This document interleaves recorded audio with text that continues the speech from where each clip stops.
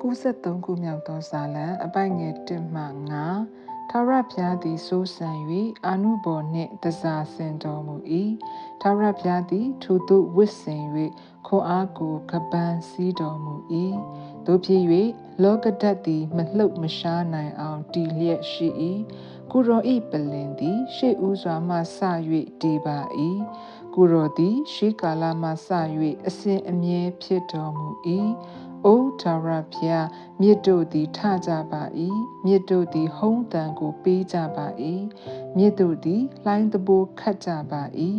ရေများဟုံးတံနှင့်တကွသမုတ်တရားလှိုင်းတဘိုးတို့သည်အားကြီးသည်ထက်ထာဝရဘုရားသည်မြင့်သောအရက်၌တာ၍တကိုးကြီးတော်မူ၏တသက်ခံတော်မူချက်တို့သည်အလွန်မြဲမြံကြပါ၏